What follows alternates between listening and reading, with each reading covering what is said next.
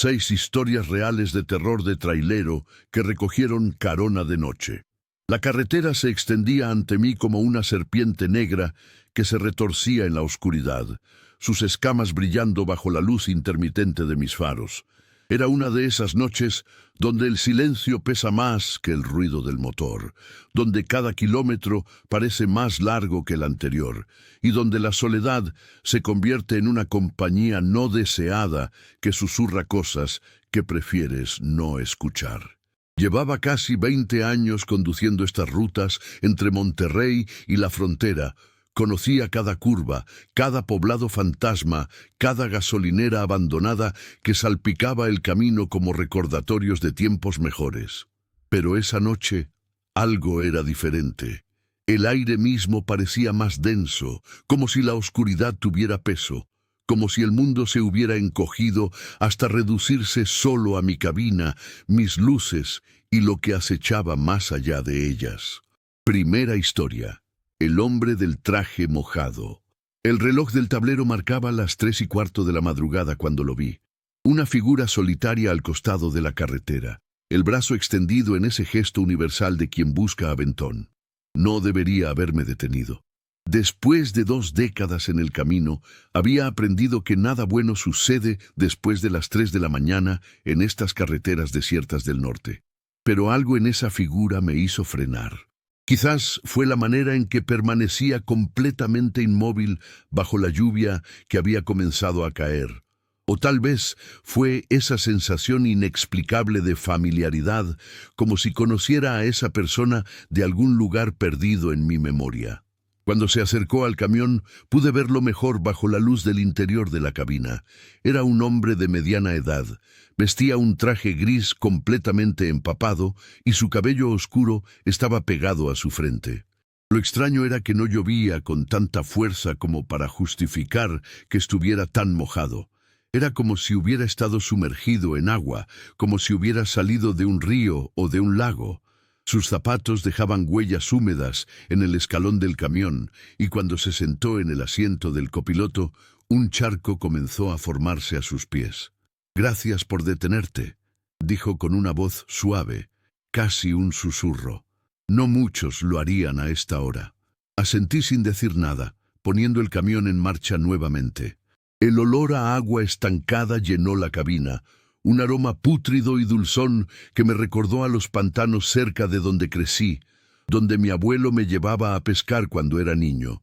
Era un olor a vegetación descompuesta, a cosas que habían estado demasiado tiempo bajo el agua, a secretos que el lodo guarda en su seno oscuro. Bajé un poco la ventanilla, tratando de que entrara aire fresco, pero la lluvia comenzó a intensificarse, golpeando el parabrisas con furia renovada. «¿A dónde te diriges?», le pregunté, manteniendo los ojos en la carretera. Los limpiaparabrisas trabajaban en un ritmo hipnótico, de un lado a otro, como un péndulo marcando el tiempo de algo inevitable. «Adelante», respondió simplemente. «Solo adelante». Conduje en silencio durante varios minutos, incómodo con su presencia, pero sin saber exactamente por qué. Había recogido cientos de personas a lo largo de los años. Trabajadores que volvían a casa, estudiantes que viajaban, familias enteras apretujadas en mi cabina. Pero este hombre era diferente. No se movía, no miraba por la ventana, solo permanecía sentado, mirando al frente con ojos que parecían no parpadear nunca, con una quietud que no era natural, que era más propia de una estatua que de un ser vivo. «Hace frío aquí», comentó después de un rato, y me di cuenta de que la temperatura dentro de la cabina había bajado considerablemente. Podía ver mi propio aliento condensándose en el aire, algo imposible considerando que la calefacción estaba al máximo. «Siempre hace frío en el agua». Sus palabras me produjeron un escalofrío que recorrió mi columna vertebral como dedos helados.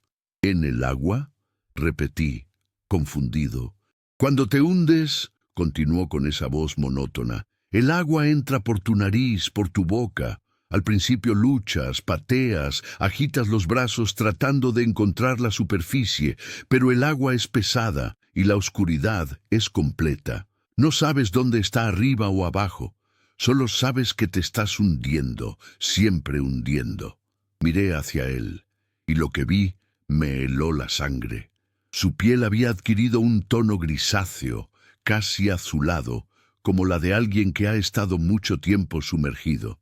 Gotas de agua caían constantemente de su cabello, formando pequeños riachuelos que bajaban por su rostro, por su cuello, empapando aún más su traje ya mojado. Y sus ojos tenían una opacidad lechosa, como los de un pez muerto que ha flotado demasiado tiempo en la superficie. «Hace 5 años», dijo, girando lentamente su cabeza para mirarme directamente. Mi auto se salió del camino justo adelante. Había llovido, como hoy. La carretera estaba resbalosa. No vi la curva a tiempo. El coche voló por el barranco y cayó en el río. Me tomó 3 días morir ahí abajo, en el agua oscura y fría. Mi pie buscó instintivamente el freno, pero él levantó una mano húmeda, dejando marcas de agua en el tablero. «No te detengas. Nunca te detengas en este tramo. Hay cosas peores que yo esperando en la oscuridad». El terror me paralizaba, pero seguí conduciendo, mis manos aferrando el volante con tanta fuerza que mis nudillos se pusieron blancos. Podía escuchar el agua goteando de su ropa, un sonido constante y rítmico que se mezclaba con el golpeteo de la lluvia en el techo.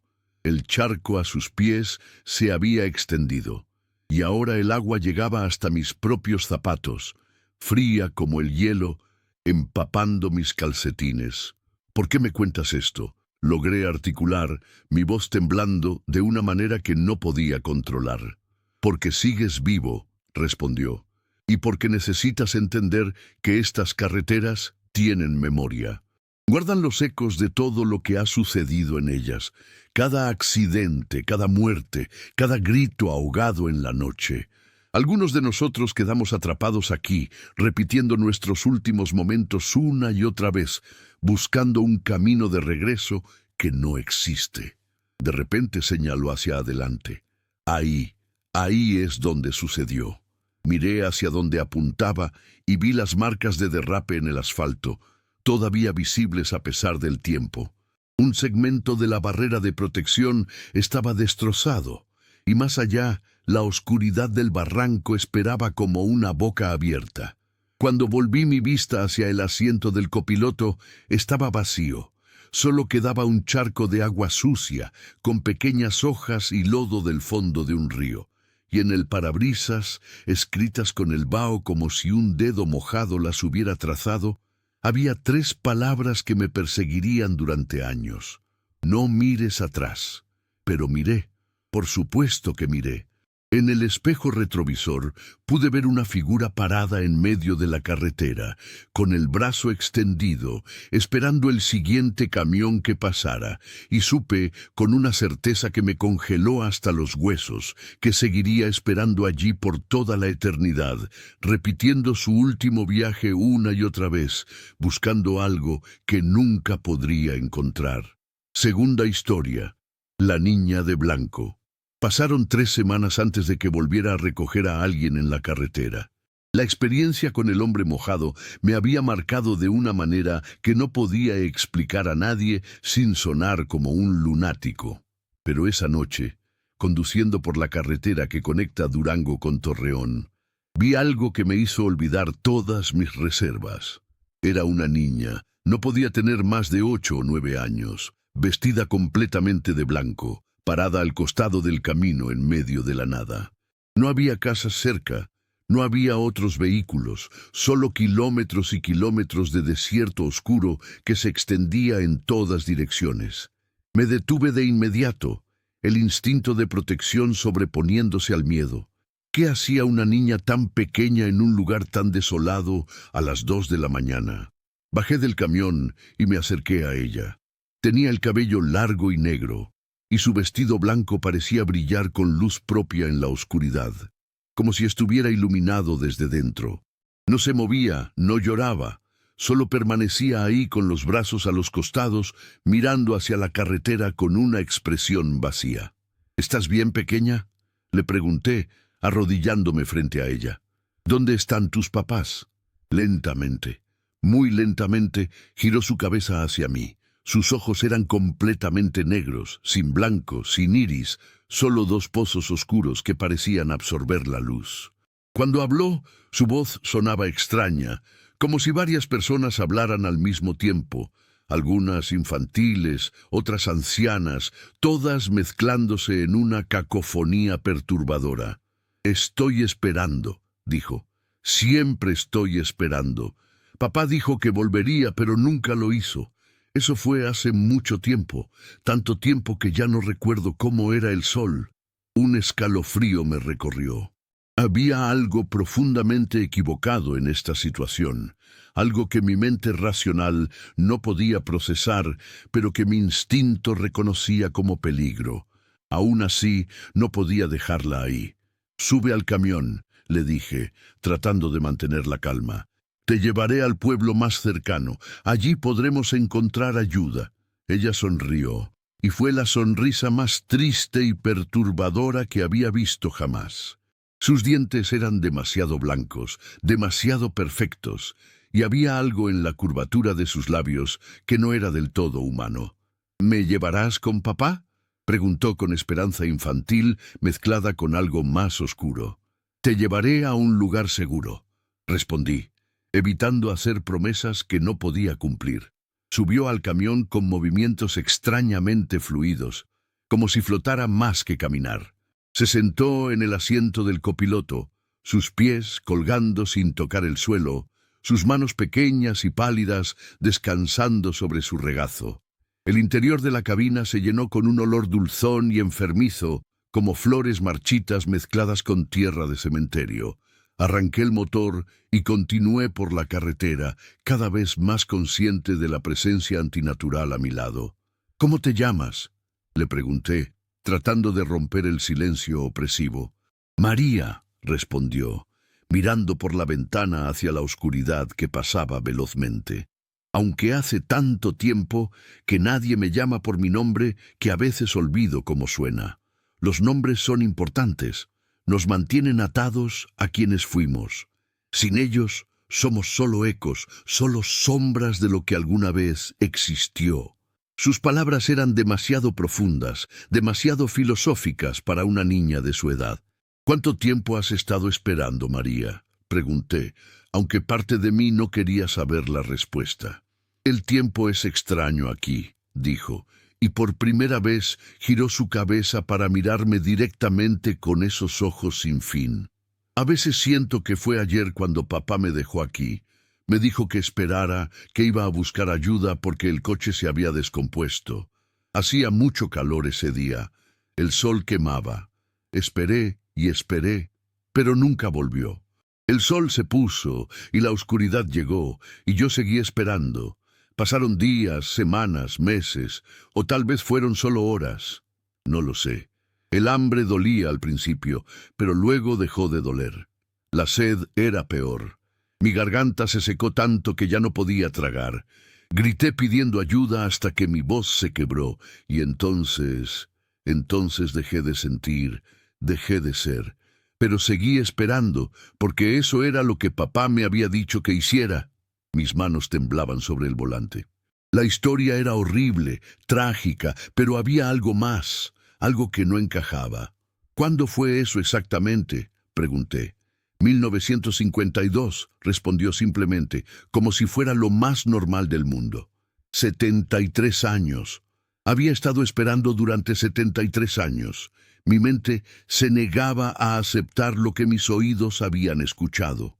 Miré hacia ella de reojo, y en ese momento, bajo la luz parpadeante de un poste de luz que pasamos, pude ver a través de ella. Solo por un instante, pero fue suficiente. Vi el paisaje nocturno al otro lado, como si fuera translúcida, como si no fuera del todo sólida. «Papá finalmente vino por mí», continuó con voz soñadora. «Pero cuando llegó, yo ya no podía irme. Estaba atada a este lugar por algo más fuerte que el amor, más fuerte que el deseo de volver a casa. El desierto me había reclamado, y ahora formo parte de él tanto como las piedras y la arena. Vi el dolor en sus ojos cuando se dio cuenta de que había llegado demasiado tarde. Se quedó conmigo hasta que él también se desvaneció, disuelto por el sol y el tiempo. Ahora ambos esperamos, atrapados en diferentes partes de esta carretera infinita. Las luces del camión comenzaron a parpadear, el motor tosió y se ahogó. Algo andaba mal con el sistema eléctrico. Miré el tablero y vi que todas las agujas se movían erráticamente, bailando de un extremo al otro sin razón aparente. La radio se encendió sola, produciendo solo estática, pero dentro de esa estática podía escuchar voces, susurros de personas que hablaban en español antiguo, en lenguas indígenas que no reconocía, en idiomas que quizás nunca habían sido escritos. «No deberías haberme recogido», dijo María, y ahora su voz sonaba triste, genuinamente arrepentida. «Ahora estás conectado a este lugar como yo. Una parte de ti siempre estará aquí, en esta carretera, en esta noche sin fin. Cada vez que pases por aquí, sentirás mi presencia, me verás esperando al costado del camino, y un día, cuando sea tu momento, te quedarás aquí conmigo». El pánico me invadió. Presioné el acelerador, pero el camión no respondió. Estábamos detenidos en medio de la nada, con el motor muerto y la oscuridad apretándose alrededor de nosotros como una mano gigante. Cuando me giré hacia María, ya no estaba ahí.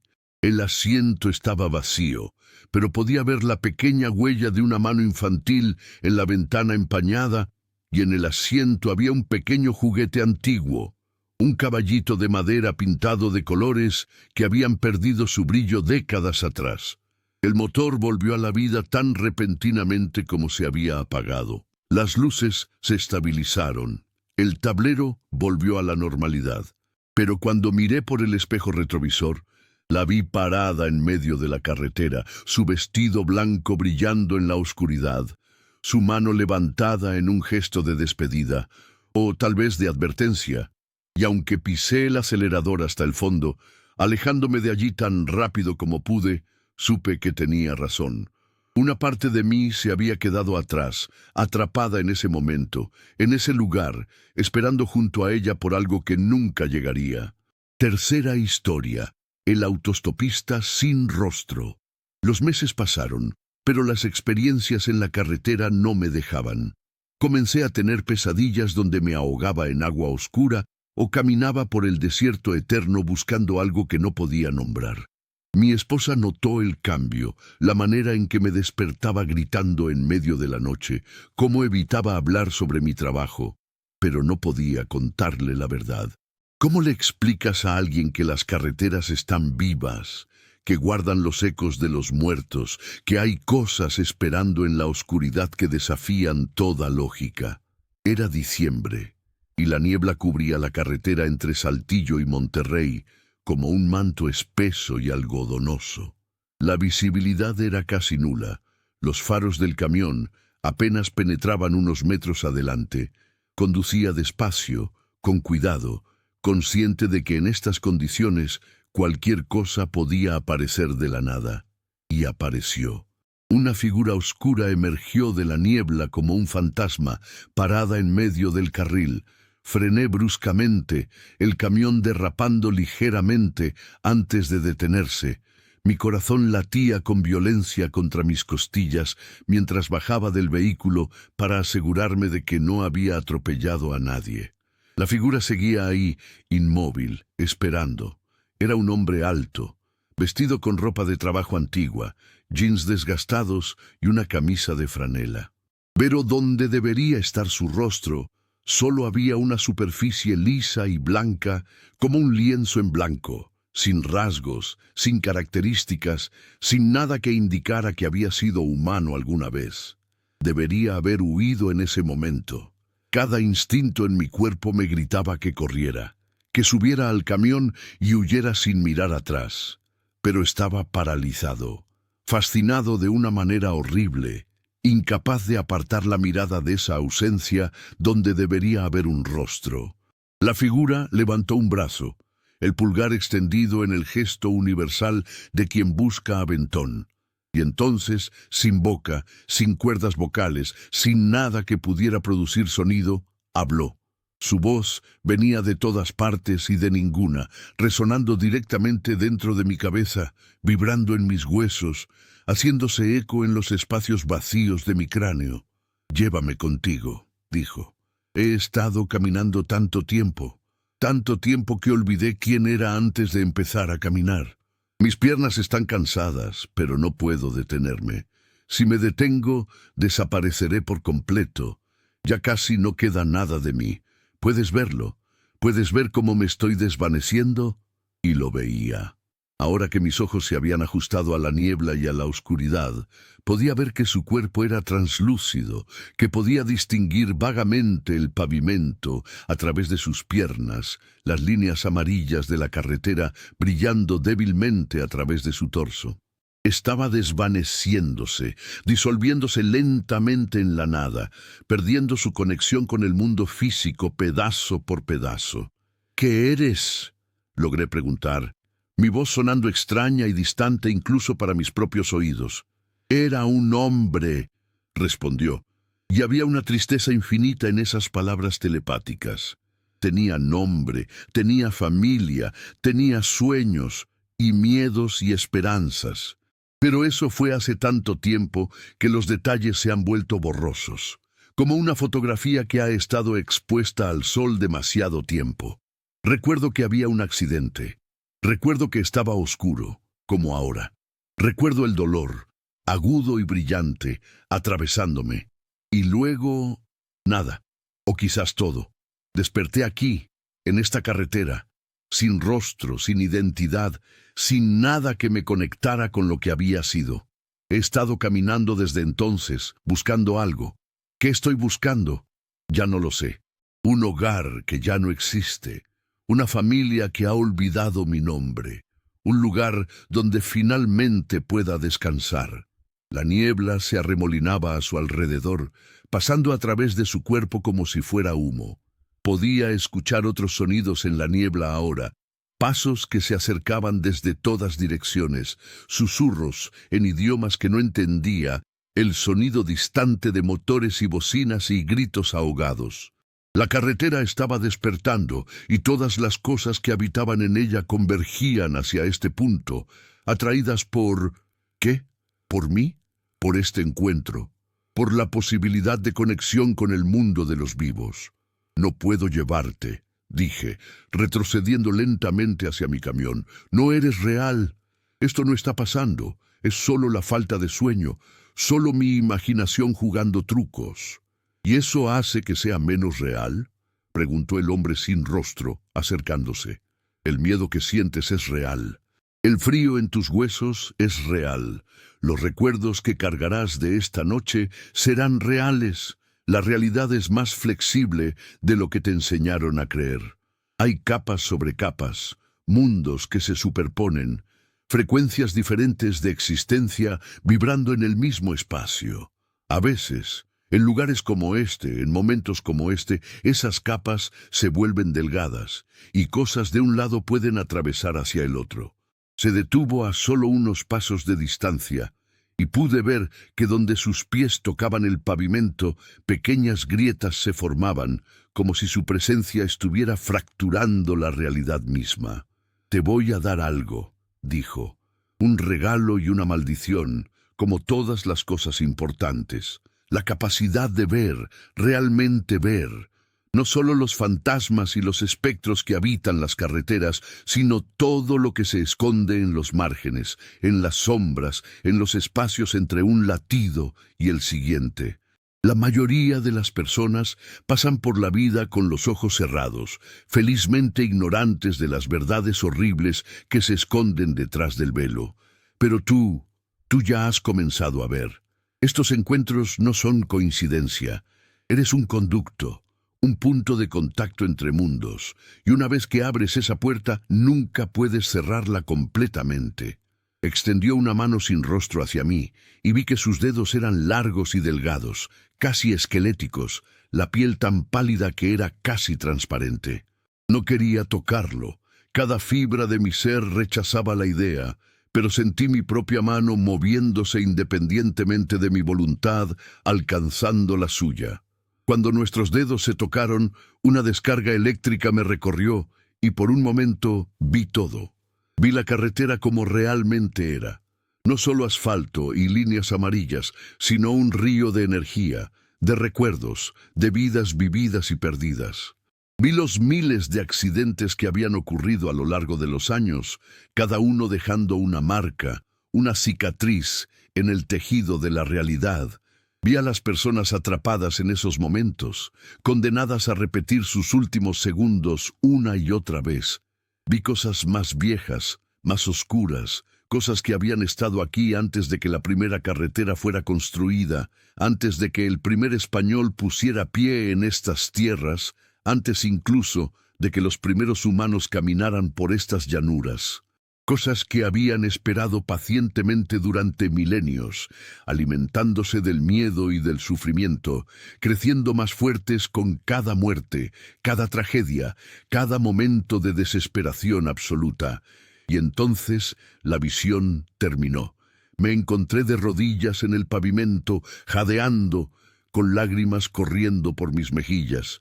El hombre sin rostro había desaparecido, disuelto en la niebla como si nunca hubiera estado ahí, pero su regalo permanecía. Podía verlos ahora, todos ellos, figuras translúcidas caminando por el arcén, sentadas en los restos de autos accidentados, paradas en las intersecciones esperando una luz verde que nunca cambiaría. La carretera estaba llena de fantasmas, tantos que me pregunté cómo había podido ser tan ciego antes. Subí tambaleándome a mi camión y arranqué, conduciendo a través de la niebla con lágrimas aún mojando mi rostro. Y mientras conducía, veía más y más. En cada puente, figuras listas para saltar. En cada curva cerrada, autos fantasmales recorriendo las mismas trayectorias fatales. En cada kilómetro, historias de tragedia y pérdida, todas ellas todavía vivas en algún nivel, todas ellas esperando ser reconocidas, ser recordadas, ser finalmente liberadas de sus prisiones temporales. Desde esa noche nunca he vuelto a conducir sin verlos. Son mis compañeros constantes, los pasajeros invisibles en cada viaje.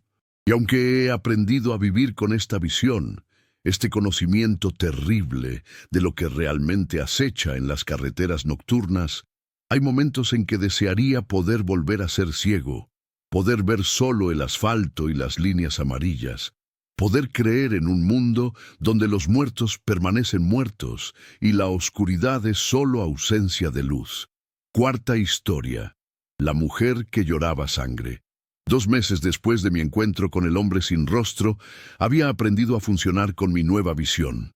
Era como usar gafas nuevas al principio, todo parecía distorsionado y abrumador, pero gradualmente comencé a filtrar lo que veía, a enfocarse en la carretera física mientras mantenía a los otros ocupantes en mi visión periférica.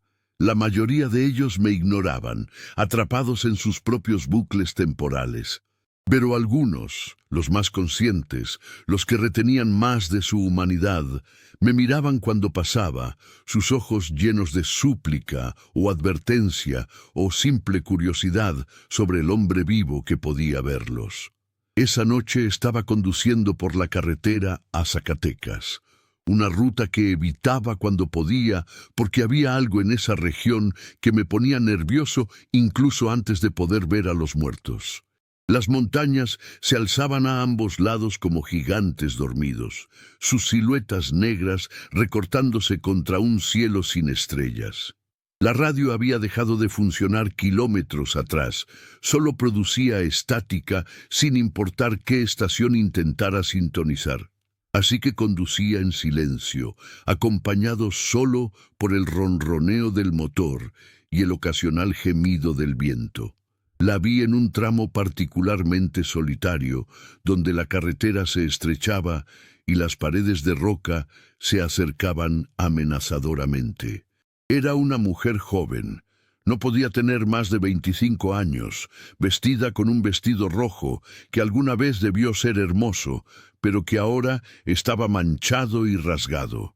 Estaba parada completamente inmóvil al borde de la carretera, pero lo que me hizo detenerme no fue su presencia, sino lo que salía de sus ojos: sangre. Lágrimas de sangre corrían por sus mejillas en ríos continuos, goteando desde su barbilla hasta su vestido, empapándolo aún más de ese color rojo oscuro que parecía negro bajo la luz de mis faros.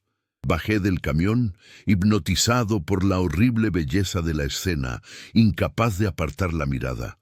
¿Estás herida?, pregunté, sabiendo incluso mientras lo hacía que la pregunta era absurda. Esta mujer no estaba herida de ninguna manera que yo pudiera ayudar. «He estado esperándote», dijo con una voz clara y musical que contrastaba grotescamente con su apariencia. «Sabía que vendrías. Los que pueden ver siempre vienen eventualmente. Son atraídos aquí como polillas a la llama, incapaces de resistir la llamada de la carretera y sus secretos». «¿Qué eres?», pregunté, aunque comenzaba a entender que esta pregunta se estaba volviendo una constante en mi nueva existencia. «Era una novia», respondió, y más sangre brotó de sus ojos con sus palabras, corriendo por su rostro en patrones que parecían casi deliberados, como si pintaran símbolos o letras en su piel. Era el día más feliz de mi vida. Mi vestido era hermoso, blanco como las nubes, mi cabello decorado con flores del campo. Íbamos camino a la iglesia, mi prometido manejando, yo a su lado, soñando con nuestra vida juntos. No vi el otro auto hasta que fue demasiado tarde. El impacto fue como si el mundo explotara. Recuerdo el sonido del metal retorciéndose, el sabor de la sangre en mi boca, el dolor agudo en mi pecho, y luego la oscuridad. Levantó una mano temblorosa hacia su rostro, tocando las lágrimas de sangre que no dejaban de fluir. Cuando desperté, estaba aquí. Mi vestido ya no era blanco, sino rojo con mi propia sangre. Mi prometido había desaparecido, o tal vez nunca había estado aquí. No lo sé. Lo único que sé es que lloro, y lo que sale no son lágrimas, sino la sangre que perdí ese día, una y otra vez, eternamente. ¿Es mi castigo o mi penitencia? No estoy segura de cuál. ¿Castigo por qué?, pregunté. No hiciste nada malo. Fue un accidente. Sonrió, y era la sonrisa más triste que había visto. Más sangre brotando de sus ojos con la expresión. ¿Lo fue? Habíamos peleado esa mañana, cosas tontas, sin importancia. Si debíamos vivir en la ciudad o en el campo, si queríamos hijos inmediatamente o esperar unos años, peleas que todas las parejas tienen. Pero me enojé. Le dije cosas hirientes, cosas que no sentía realmente, pero que salieron de todos modos, afiladas como cuchillos. Cuando nos subimos al auto para ir a la iglesia, todavía estaba enojado. Su atención no estaba completamente en el camino, y por eso, por mi culpa, ambos morimos. «No fue tu culpa», dije firmemente. «Los accidentes suceden.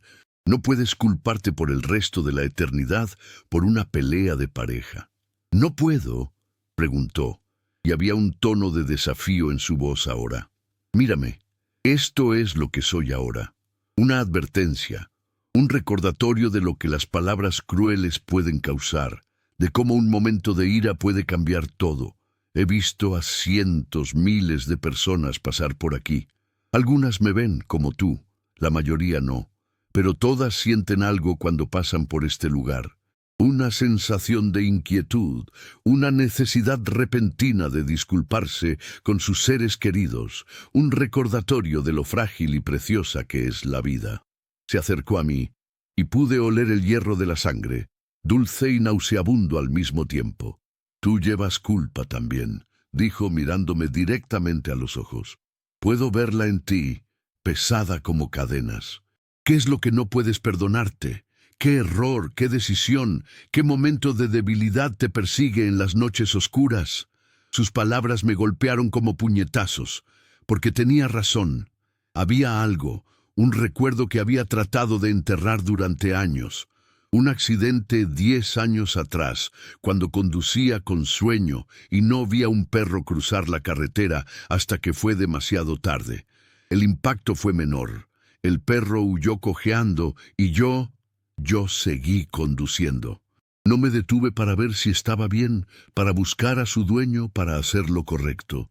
Simplemente seguí, y ese acto de cobardía me había perseguido desde entonces.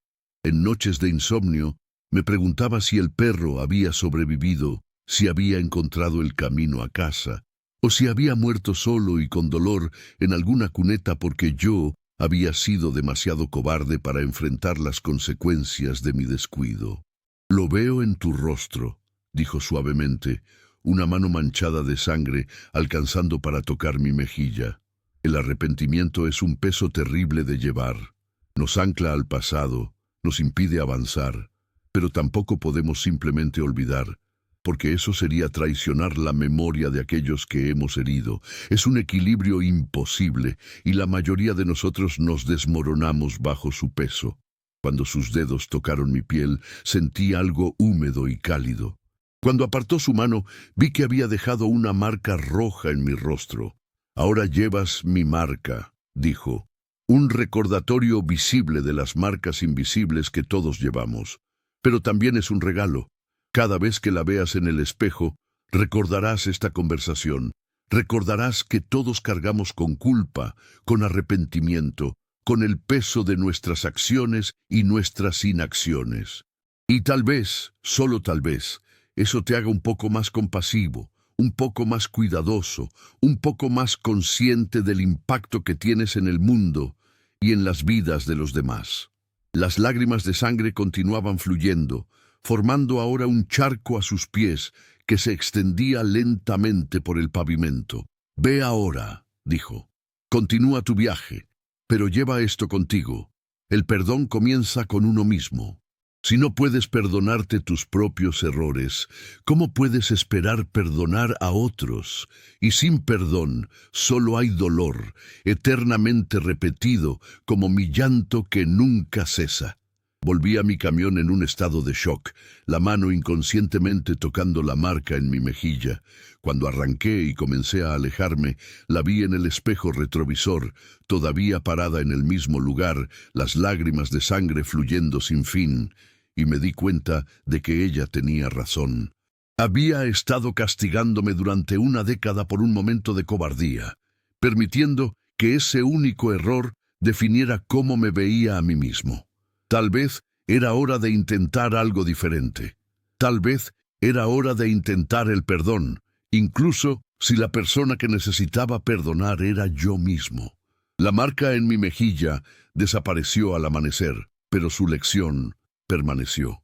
Y aunque nunca volví a ver a la mujer que lloraba sangre, a veces, en mis momentos más oscuros, puedo sentir el fantasma de sus dedos en mi rostro, recordándome que todos somos tanto víctimas como perpetradores, tanto heridos como sanadores, y que la compasión debe comenzar con uno mismo antes de poder extenderse a otros. Quinta historia.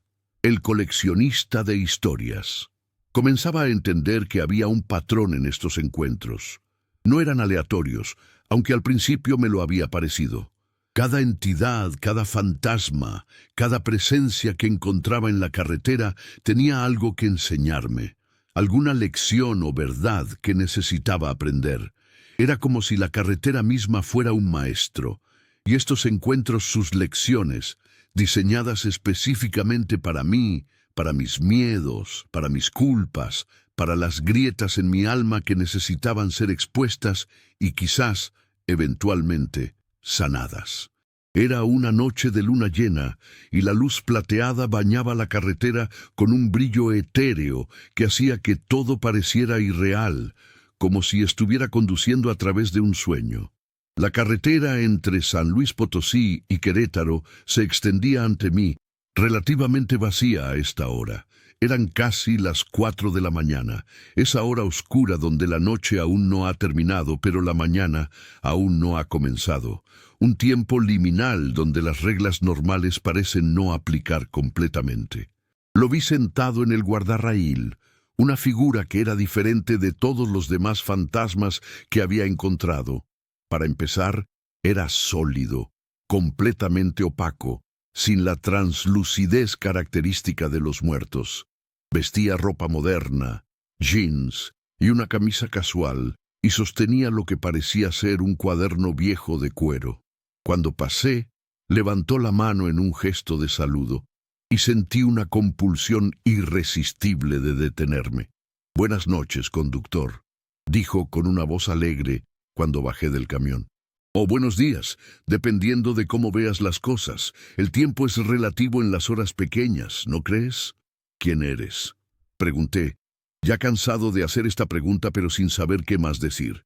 «Soy un coleccionista», respondió, acariciando el cuaderno en su regazo.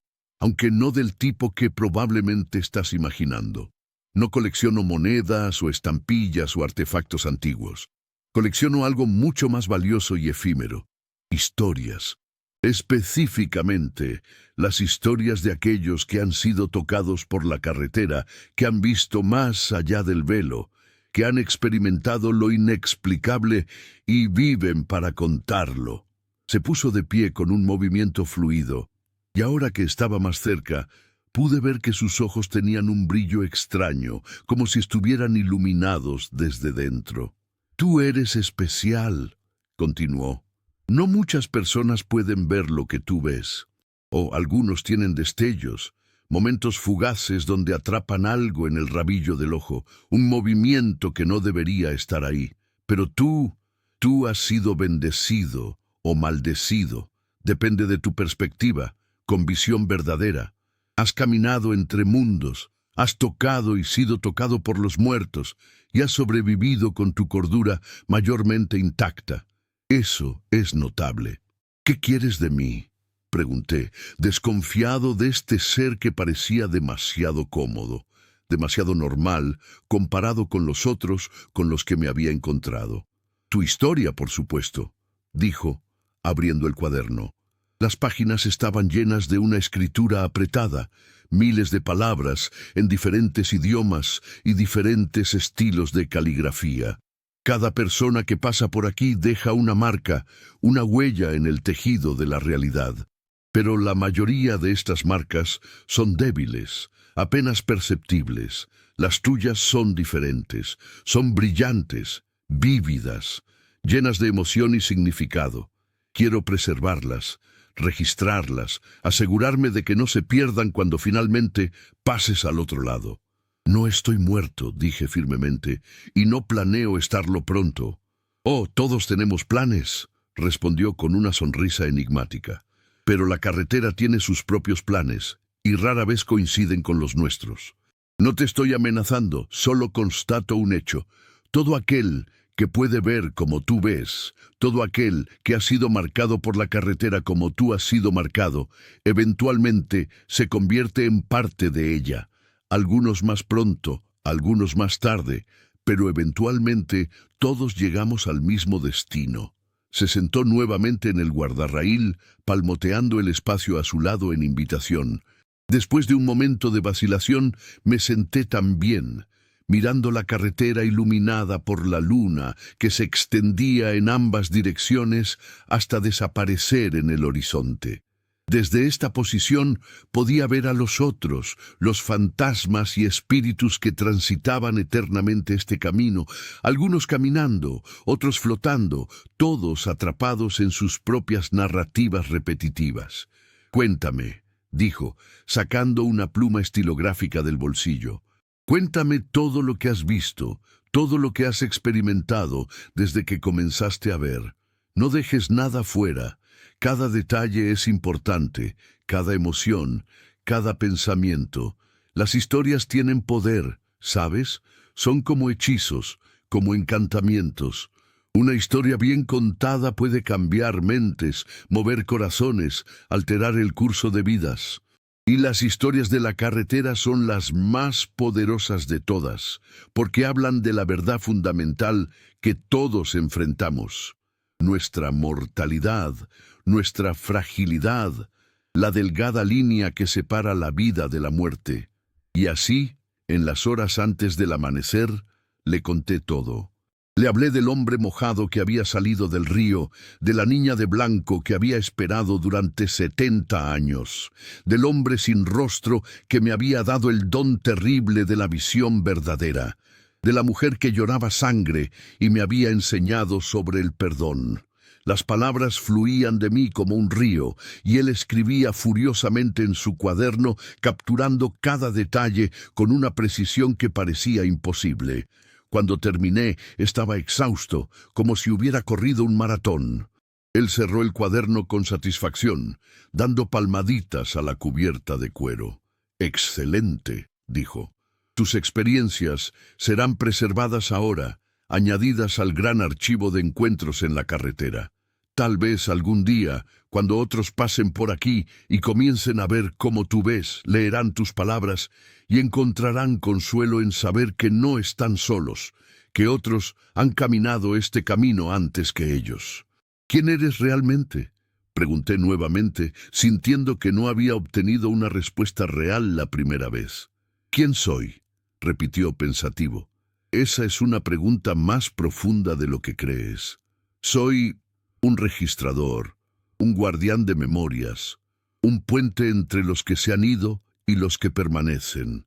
Algunos dirían que soy la carretera misma, manifestada en forma humana para poder comunicarse con aquellos que viajan por ella.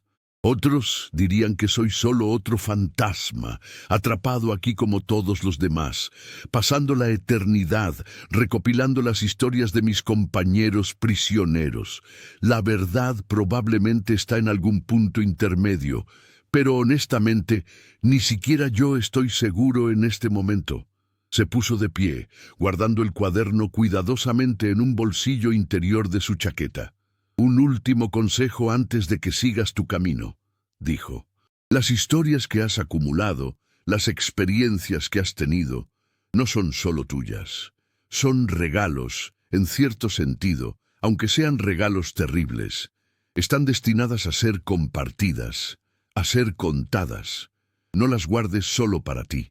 Habla de ellas, escríbelas.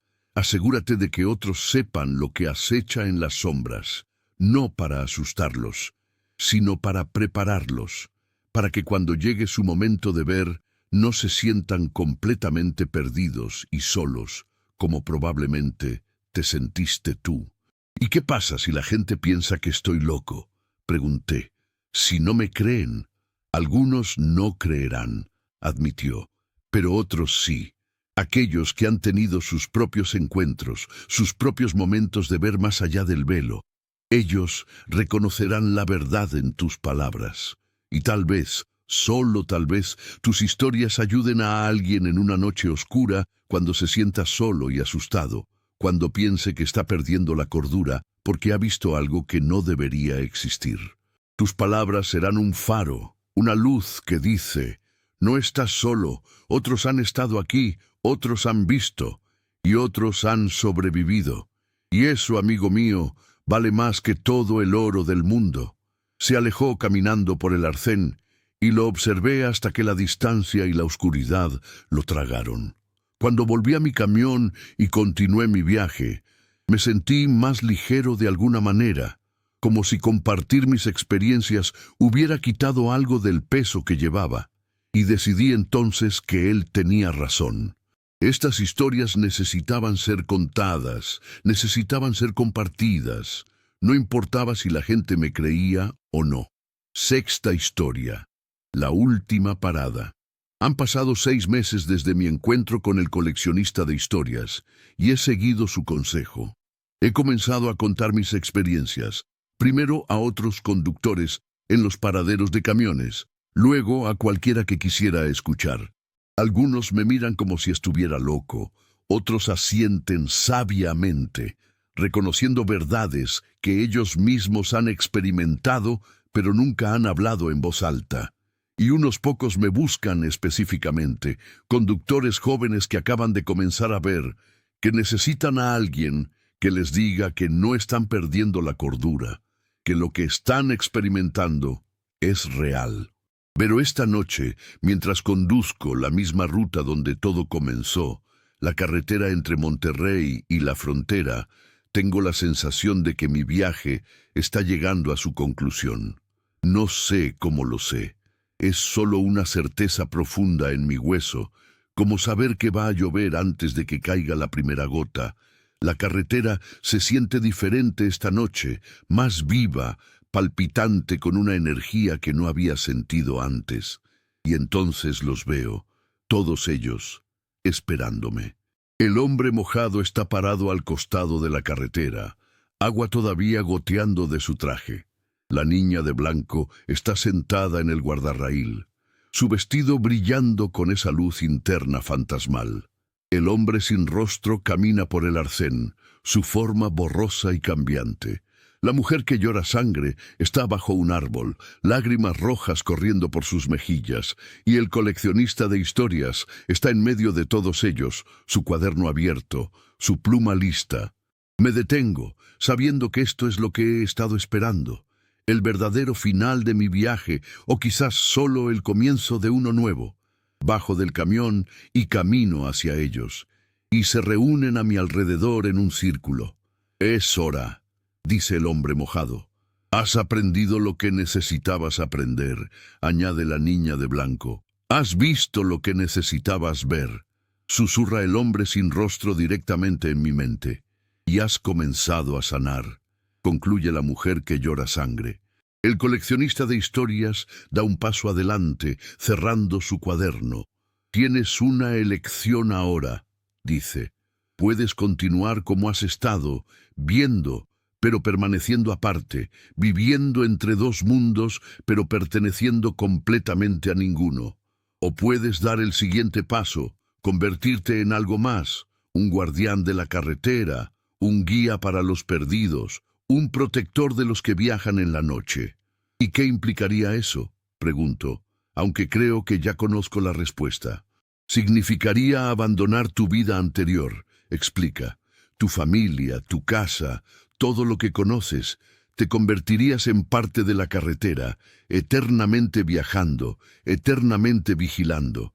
Ayudarías a aquellos en necesidad, advertirías a aquellos en peligro, registrarías las historias de aquellos que pasan. Serías tanto muerto como vivo, existiendo en ese espacio liminal entre mundos. Pienso en mi esposa, en mis hijos, en la vida que he construido.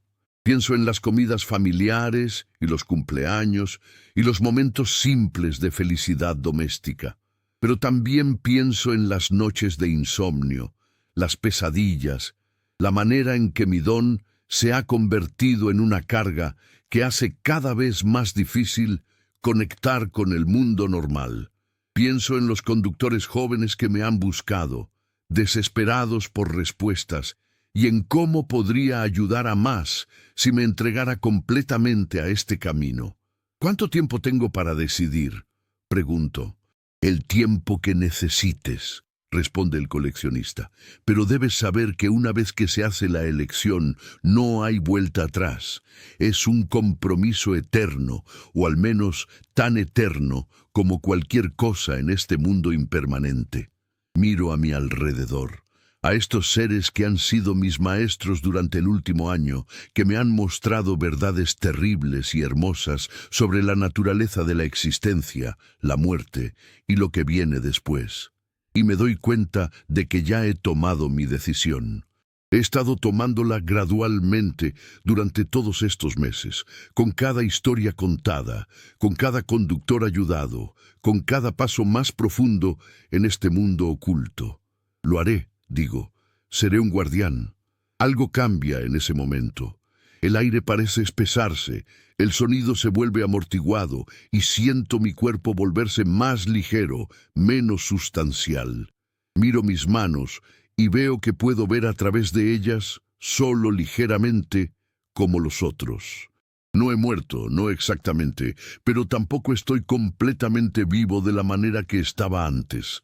Existo en un estado intermedio, anclado a la carretera por elección, por propósito, por un sentido de deber que no sabía que poseía. Bienvenido, dice la niña de blanco con una sonrisa genuina. Ya no estás solo, y no lo estoy.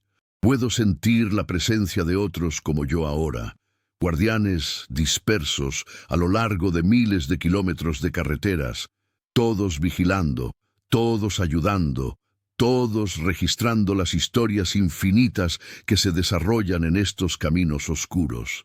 Somos una red, una familia, unidos por nuestro compromiso de proteger a los viajeros y honrar a los muertos. Mi camión sigue ahí, pero cuando subo a él ahora, es diferente.